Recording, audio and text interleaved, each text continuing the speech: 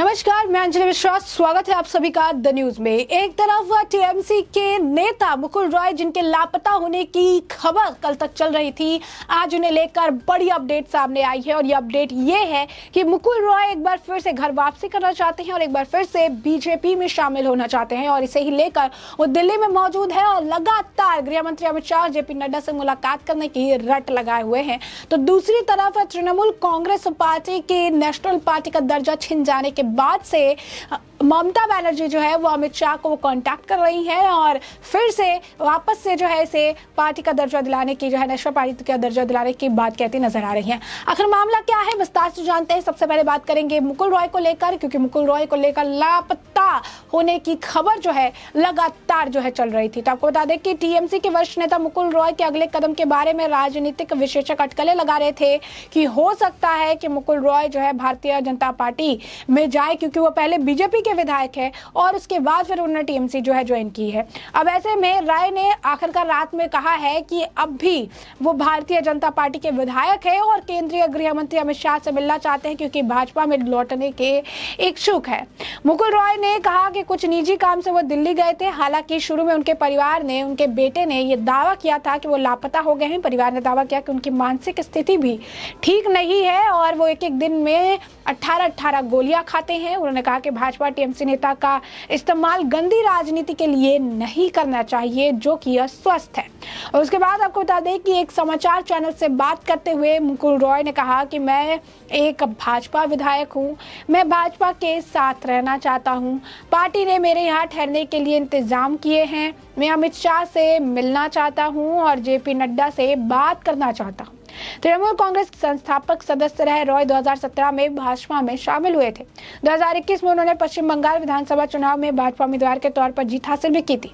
हालांकि इसके तुरंत बाद वह विधानसभा से इस्तीफा दिए बिना तृणमूल कांग्रेस में वापस जो है आ गए थे। रॉय ने कहा कि मैं कुछ समय से अस्वस्थ था, इसलिए मैं राजनीति से भी दूर था, लेकिन अब मैं ठीक हूँ और फिर से राजनीति में सक्रिय होऊंगा। उन्होंने कहा कि वह 100% आश्वस्त है कि वह तृणमूल कांग्रेस के साथ कभी संबंध नहीं रखेंगे। रॉय ने अपने बेटे शुभ्रांशु को भी एक सलाह दी। उन्होंने कहा कि शुभ्रांशु को भी भाजपा में शामिल हो जाना चाहिए, क्योंकि ये उनके लिए सबसे उपयुक्त होगा। रॉय का कोई अता पता नहीं था और इसे लेकर नाटकीय घटनाक्रम सोमवार देर शाम शुरू हुआ, जब तृणमूल कांग्रेस के नेता के परिवार के सदस्यों ने ये दावा किया कि वो लापता हो गए हैं। रॉय ने दिल्ली जाने से उनके अगले राजनीतिक कदम को लेकर आजकलबाजी जो है शुरू हो गई थी। बीते रात को दिल्ली पहुंचने के बाद रॉय ने पत्रकारों से ये कहा कि वो राष्ट्रीय राजधानी पहुंचे हैं, यानी दिल्ली पहुंचे हैं और उनका कोई खास एजेंडा नहीं है। उन्होंने कहा कि मैं दिल्ली आ गया हूं, कोई खास एजेंडा नहीं है। मैं कई वर्षों तक का संसद सदस्य रहा हूं और क्या मैं दिल्ली नहीं आ सकता? पहले भी मैं नियमित तौर पर दिल्ली आता रहता था। पूर्व रेल मंत्री के बेटे शुभ्रांशु राय ने पीटीआई भाषा में ये कहा कि उनके पिता जो है देर शाम को, यानी सोमवार से, वो लापता है। उनका पिता जो है नहीं मिल रहे हैं और मीडिया के एक वर्ग ने यह भी कयास लगाया कि राय जो है वो भारतीय जनता पार्टी में शामिल हो सकते हैं। इस पर शुभ्रांशु ने कहा कि उनके पिता बहुत ज्यादा बीमार है और वह डिमेंशिया तथा पार्किंसन बीमारी से जो है वो जूझ रहे हैं और ऐसे में मेरे पिता की मानसिक स्थिति ठीक नहीं है। मैं सभी से किसी अस्वस्थ व्यक्ति को लेकर राजनीति न करने का अनुरोध करता हूँ। उसे लापता होने के बाद मैं गत जो है रात पुलिस में शिकायत भी दर्ज कराई थी। राय के बेटे ने दावा किया था कि जब उन्हें सोमवार रात को पता चला कि टीएमसी नेता दिल्ली जा रहे हैं तो उन्होंने पदाधिकारियों से उन्हें विमान में उतारने का अनुरोध किया था, लेकिन तब तक विमान से उड़ान भर ली थी।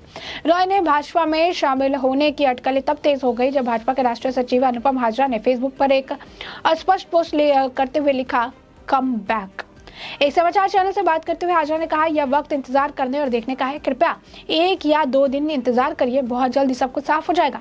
हाजरा की टिप्पणियों पर प्रतिक्रिया देते हुए शुभ्रांशु ने कहा कि यह टीएमसी तथा उसके राष्ट्रीय महासचिव अभिषेक बनर्जी की छवि खराब करने की कोशिश है। उन्होंने ये भी कहा कि शर्मनाक है कुछ लोग इतने नीचे गिर गए कि मेरे पिता के दिल्ली जाने पर भी राजनीति कर रहे हैं। लेकिन इन सभी मामलों को किनारे रखकर अगर आप देखेंगे तो स्पष्ट तौर पर जो है मुकुल रॉय खुद कह रही हैं कि वो दिल्ली में आए हुए हैं, वो वो इच्छुक हैं अमित शाह और जेपी नड्डा से वो मुलाकात भी करेंगे। उन्होंने ये भी कहा मैं दिल्ली में हूँ और मैं बीजेपी में जा रहा हूँ। उन्होंने कहा कि ये सारी चीज़ें जो है ये देखने के लिए मिले। वही अब मुकुल रॉय के बयान पर अगर आप देखेंगे तो बीजेपी नेता शुभेंदु अधिकारी द्वारा जो है बयान दिया गया। उन्होंने कहा कि हमें ऐसे अस्वीकार लोगों की जरूरत नहीं है, हम बहुत मजबूत है। सुकांतो मजूमदार की भी टिप्पणी सामने आ रही है। वही दूसरी तरफ वो कह रही हैं, यानी मुकुल रॉय कर रहे हैं कि मैं बीजेपी का विधायक हूँ, बीजेपी में रहना चाहता हूँ, अमित शाह से मिलना चाहता हूँ। और देख सकते हैं किस तरीके से मुकुल रॉय के बयान पर अगर आप देखेंगे शुभेंदु अधिकारी ने कहा कि बंगाल बीजेपी में उनको कोई दिलचस्पी नहीं है।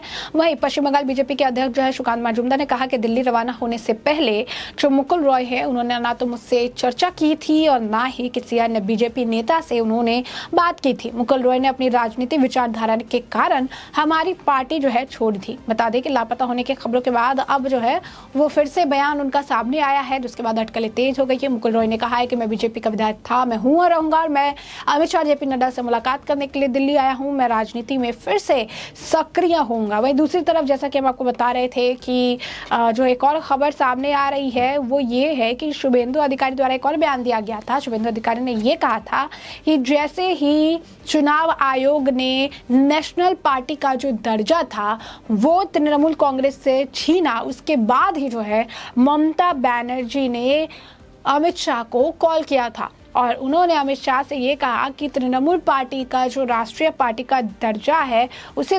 2024 लोकसभा चुनाव तक ऐसे ही रहने दें।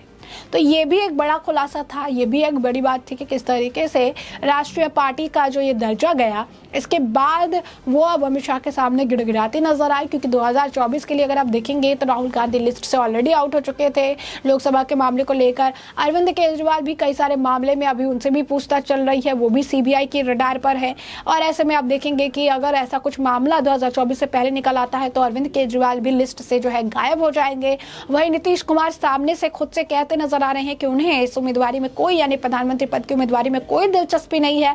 तो रेस से अगर देखेंगे तो नीतीश कुमार भी आउट है। तो ऐसे में एक नाम जो बच जाता है वो ममता बनर्जी का बच जाता है और ऐसे में ममता बनर्जी पूरा अपना प्रयास करते हुए नजर आएगी। और यही कारण है कि उनके तरफ से ये कहा जा रहा है कि अमित शाह को फोन करके कि वो किसी भी तरीके से राष्ट्रीय पार्टी का जो स्टेटस है टीएमसी का, तृणमूल कांग्रेस का, वो 2024 के लोकसभा चुनाव तक ऐसे ही बरकरार रखने का प्रयास करे। अब ये शुभेंदु अधिकारी के द्वारा बैक टू बैक बयान जो है दिए गए हैं, सारी चीजें जो है कही गई है। ऐसे में हमने आपको जो पूरा मामला है ये बड़े विस्तार से बताया है कि पूरा मामला क्या है, किस तरीके से एक तरफ जो है शुभेंदु अधिकारी द्वारा बड़ा बयान दिया गया कि राष्ट्रीय पार्टी का स्टेटस चले जाने के बाद जो है अमित शाह को फोन कर रही थी मुख्यमंत्री ममता बनर्जी और वहां पर उन्होंने कहा कि 2024 के लोकसभा चुनाव से तक जो है उनके पार्टी की राष्ट्रीय पार्टी का स्टेटस जो है उसे बरकरार रखने का। वहीं दूसरी तरफ अगर आप देखेंगे तो मुकुल रॉय जो कि लापता होने की खबरें चल रही थी, उन खबरों पर विराम लग रहा है क्योंकि मुकुल रॉय खुद अब बीजेपी में शामिल होने की बात कह रहे हैं कि वो दिल्ली में हैं, बीजेपी में शामिल होना चाहते हैं। खुद को बीजेपी विधायक भी बता रहे हैं और ये भी कह रहे हैं कि बीजेपी के विधायक थे, हैं और रहेंगे और आगे भी बीजेपी के साथ वो काम करना चाहते हैं। टीएमसी के साथ सारे रिश्ते तोड़ देंगे और गृह मंत्री अमित शाह जेपी नड्डा से मुलाकात की बात को लेकर अड़े हुए हैं। ऐसे में देखना दिलचस्प होगा कि मुकुल रॉय को बीजेपी की सदस्यता दिलाई जाती है या नहीं, या फिर खाली हाथ एक बार फिर वो पश्चिम बंगाल लौट जाते हैं, जिससे हम आपको अपडेटेड रखेंगे। फिलहाल के लिए इस पूरे मामले पर आपकी भी जो राय हो हमें कमेंट सेक्शन में कमेंट करके जरूर साझा करिए। धन्यवाद।